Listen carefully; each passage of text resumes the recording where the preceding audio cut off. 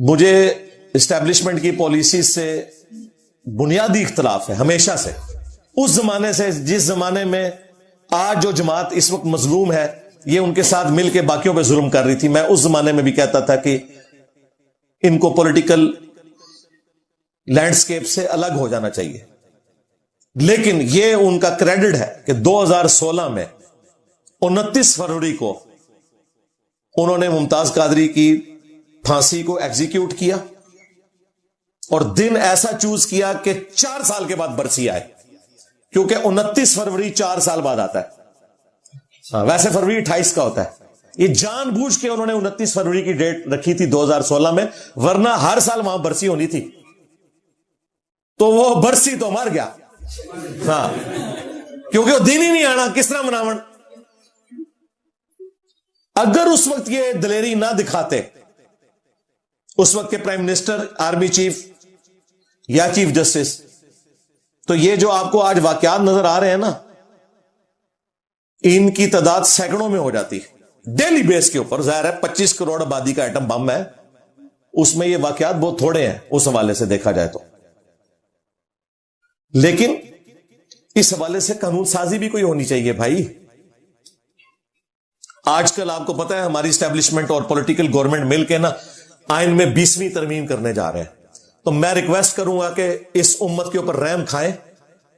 اس 20ویں ترمیم میں 295C کے ساتھ ایک شک ایڈ کر دیں کہ اگر کوئی شخص توہین سے توبہ کر لے تو اس کی توبہ ایکسیپٹیبل ہے.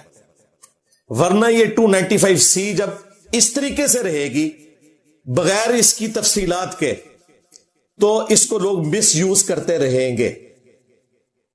کوئی حرج نہیں ہے اور کسی سے پوچھنے کی ضرورت نہیں، چپ کر کے ڈالیں بیچ میں. کوئی شک میں تبدیل کرنے کا نہیں کہہ رہا، وہ اپنی جگہ رہے، لیکن ساتھ ایڈ کر دیں کہ اگر کوئی شخص توبہ کر لے گا تو اس کی توبہ ایکسیپٹیبل ہے. اور اس کے لیے میں نے 4 سٹیپ بتائے تھے کہ اگر کسی پہ توہین مذہب کا الزام لگے، پہلے نمبر پہ آپ شواہد اکٹھے کریں. ہو سکتا ہے AI سے بنی ہوئی کوئی ویڈیو نہ ہو یا گواہ جھوٹے ہوں، اور جب بالکل یقین ہو جائے کہ یہ ایسا ہی ہے، توہین مذہب ہوئی ہے، تو دوسرے سٹیپ میں ایک میڈیکل بورڈ ہو، یہ ڈیسائیڈ کرے کہ جس شخص نے توہین کیا اس کا ذہنی توازن بھی ٹھیک ہے کہ نہیں. یہ مجذوب تو نہیں ہے، کلندر تو نہیں ہے، ہاں ہوش و واس میں ہے نا. اچھا انہاں دے کم پاون چشتی رسول اللہ تے کہندے نے وہ حال میں تھے.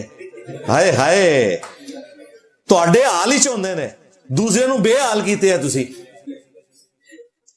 تو چیک کریں وہ مجذوب تو نہیں، کہیں کلندر تو نہیں ہے، ادھا کلندر ہے یا پورا. اور اگر ثابت ہو جائے کہ پاگل نہیں ہے، بیسیکلی تو پاگل کو یہ انہوں نے نام رکھے ہوئے نا، پاگل نہیں ہے، پھر تیسرے سٹیپ میں علماء کے پینل کے سامنے اس بندے کو پیش کیا جائے گا. تیرا دماغ بھی ٹھیک ہے، یہ تو جو بھونک رہا ہے تجھے پتا ہے یہ کتنا بڑا جرم ہے، توبہ کر، ادروائز چوتھے سٹیپ میں تیرے اوپر جوڈیشری میں مقدمہ چلا کے سزا نافذ ہو جائے گی. تو میرا خیال ہے کوئی زیادہ سے زیادہ بھی ڈھیٹ ہوا نا تیسرے سٹیپ میں توبہ کر ہی لے گا.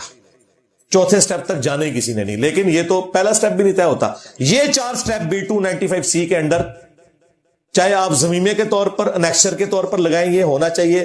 ادروائز یہ جو 20ویں ترمیم کر رہے ہیں اس کا آپ کو کوئی فائدہ ہوگا یا آپ کے گمان میں پاکستان کو کوئی فائدہ ہوگا، لیکن اگر پاکستان کو کوئی فائدہ ملنا ہے تو یہ ہے کہ 20ویں آئینی ترمیم کے اندر میں ریکویسٹ کروں گا پرائم منسٹر سے بھی اور آرمی چیف سے بھی، اپنی اسٹیبلشمنٹ سے، کہ خدا کے لیے یہ ہمارے ہاتھ دیکھیں، 295C کے ساتھ یہ توبہ والی شک ایڈ کریں. قرآن میں تو اللہ تعالیٰ نے اس کائنات کے 3 بڑے گناہ گنوائے ہیں. سورۃ الفرقان، سورت نمبر 25، آیت نمبر 68 سے 70. نمبر 1 شرک، جو کائنات کا سب سے بڑا گناہ ہے. نمبر 2 قتل نہ حق، جو اس کائنات میں حقوق العباد میں سب سے بڑا گناہ ہے. اور نمبر 3 بدکاری.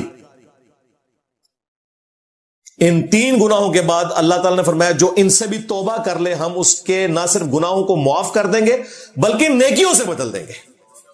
اللہ اکبر کبیرہ والحمد للہ کثیرہ وسبحان اللہ بکرۃ واصیلا. مجھے بتائیں شرک بڑا گناہ ہے یا توہین رسالت کرنا بڑا گناہ ہے تو اس کی توبہ تو آئی بھی ہے. اور یہاں توہین رسالت جان بوجھ کے کوئی نہیں کرتا ہے, انہوں نے دھکے سے بنائی ہوتی ہے. اگر سپوز کوئی کر بھی بیٹھے تو توبہ قبول ہے. جامعہ ترمذی میں حدیث ہے موت کے غرغرے سے پہلے پہلے توبہ قبول ہے. تو میں یہ سمجھتا ہوں کہ بڑا اچھا موقع ہے. یہ کئی سالوں کے بعد کوئی ترمیم ہوتی ہے, اس میں اگر یہ چیز ایڈ کر دیں تو کم از کم پاکستان جو جہنم بنا دیا ہے اس مذہبی طبقے نے, توہین مذہب کا الزام لگا کے لوگوں کو قتل کرتے ہیں, ان کی اس تکلیف سے تو اس امت کی جان چھوٹے گی. ہمیں یقین کریں, رفع الیدین کرتے ہوئے کسی ہندو سے ڈر نہیں لگتا, کسی عیسائی سے ڈر نہیں لگتا, کسی کرسچن سے ڈر نہیں لگتا, مسلمان سے ڈر لگتا ہے. اس مسلمان سے کہ جس کی نماز قادیانیوں والی ہے. ہاں جی, حنفی بریلوی, حنفی دیوبندی, حنفی قادیانی بغیر رفع الیدین کے نماز پڑھتے ہیں کیونکہ وہ حنفی ہیں. ہم رفع الیدین سے نماز پڑھتے ہیں کیونکہ ہم محمدی ہیں صلی اللہ علیہ وآلہ وسلم. ہم اس طریقے پہ نماز پڑھ رہے ہیں جو بخاری مسلم میں لکھا ہوا ہے, اور تم اس طریقے پہ نماز پڑھ رہے ہو جو قادیانیوں والا طریقہ ہے. اور اس سے بڑی بات تمہارے لیے کہ تمہارے عبد القادر جیلانی جن کے نام کے اوپر تم 11ویں کھاتے ہو,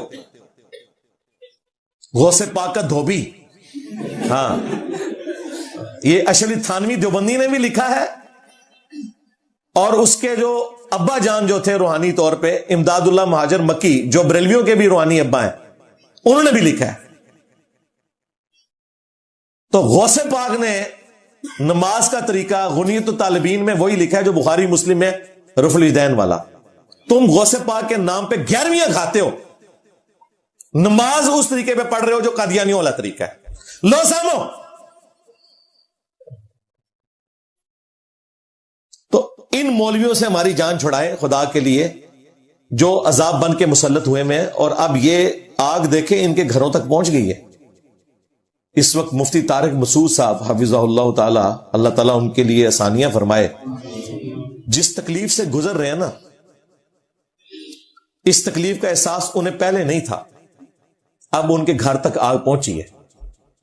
ان سے سبقت لسانی کی وجہ سے, سلپ آف ٹنگ کی وجہ سے انتہائی گستاخانہ الفاظ منہ سے نکل گئے. گستاخی نہیں کی, گستاخانہ الفاظ نکل گئے, اور ظاہر ہے جب نکلے ہیں تو وہ گستاخانہ ہے. اس کو تو ہم یہ نہیں کہہ سکتے جس طرح وہ ابھی تک باطل تعویلات کر رہے ہیں کہ یہ میری غلطی ہے, گستاخی نہیں ہے. بھائی گستاخی تو ہے, چھوڑے ہی کچھ نہیں تم نے بھائی. نہ اللہ کو چھوڑا, نہ رسول کو چھوڑا, نہ صحابہ کو چھوڑا, نہ قرآن کو چھوڑا. تو میں کیا ضرورت تھی اتنے بڑا فلاسفر بننے کی. اس ٹاپک کا تم لوگوں کو, تمہارے بڑوں کو بھی آئیڈیا نہیں ہے کہ یہ امی کو کس طریقے سے بریف کرنا ہے ورڈ کو. پھر تم جاپان کے ڈاکٹروں کے ساتھ نبی الاسلام کا کمپیریزن ایک غلط طریقے سے کروا رہے ہو.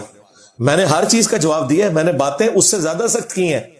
اگر آپ میری ویڈیو دیکھیں 2.25 گھنٹے کی, تو میں نے مفتی طارق مسعود صاحب سے زیادہ سخت باتیں کی ہیں, لیکن ایک علمی ڈیکورم کے اندر.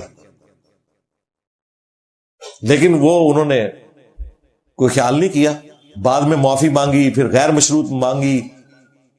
ابھی تیسری ویڈیو بھی آئی ہے اور اس میں انہوں نے ہمارا عقیدہ اڈاپٹ کر دیا ہے, چشتی رسول اللہ دکھا رہے ہیں. اور وہ جو انہوں نے امیج دکھایا ہے نا, وہ امیج میرے ہاتھوں کا بنا ہوا ہے, میں اپنا امیج پہچانتا ہوں. وہ جو امیج ہے نا, وہ آپ ہمارا امیج دیکھیں بنا ہوا, جو میں ہر ویڈیو میں ڈسپلے کراتا ہوں, سبا سنابل کا ریفرنس, کیونکہ وہ 2 صفوں پہ تھا تو وہ 2 صفحے میں نے جوڑے تھے, اس پہ ریڈ میں نے وہ ڈبا بنایا ہوا ہے, پھر پیجز کے اوپر بھی وہ ڈبا بنایا ہوا ہے, وہ ایگزیکٹلی وہی پیج ہے انہوں نے یوز کیا ہے. اچھی بات ہے. اور والے بھی ہیں سرکار, تھانوی رسول اللہ بھی دکھا دینا چاہیے. ہاں, اس لیے کہ دیوبندی بھی ان کے خلاف بنا رہے ہیں نا کلپ. صرف بریلویوں کو نہیں چپ کروانا چاہیے تھا, انہیں چاہیے تھا کہ یہ کہتے ہیں کہ بھئی تھانوی رسول اللہ کا بھی تو دفاع کرتے ہو نا, تو میری بھی تعویل قبول کرو. یہ انہوں نے کی غلطی ہے ابھی بھی. آپ یہ جو میں ایکٹیویٹیز بتا رہا ہوں نا کہ 295C کے اندر توبہ کی شک شامل کریں, ورنہ یہ آپ کے اوپر ایک سمجھ لیں چیز مسلط رہے گی. اور دوسرا, جو لوگ دین کا کام کر رہے ہیں نا, ان سے میری ریکویسٹ ہے کہ پلیز دین کا کام کرنا آپ چھوڑ دیں. پاکستان میں دین کا کام نہیں ہو سکتا. اس میں زیادہ سے زیادہ یہ ہے کہ آپ آیت اور حدیث کسی کو بتا دیں مائک پہ آ کے कैमरे पे आके आपने कोई बात करनी नहीं, और ये देखें आपको किस तरह ये कोबरा सांप काट जाएगा। ये पॉडकास्ट के माइक जो है ये कोबरा सांप है, और कोबरा सांप वो है कि शेर जो जंगल का बादशाह है ना, उसके सामने भी कोबरा सांप आ जाए। आप नेशनल ज्योग्राफी पे वीडियोस देखें, कितना समझदार है, वो भी दुम दमा के साइड पे हो जाता है। उन्होंने भी नस्ल दर नस्ल सीखा है। ये है तो इतना सा, लेकिन अगर इसने डस लिया तो 40 मिनट के अंदर मेरी मौत हो जाएगी। उसे तो एंटी वेनम भी किसी ने नहीं लगाना। तो ये पॉडकास्ट के माइक वो कोबरा सांप है। ये अगर आपको डस लेंगे ना तो आप फिर प्लेनेट अर्थ से बाहर ही जाएंगे।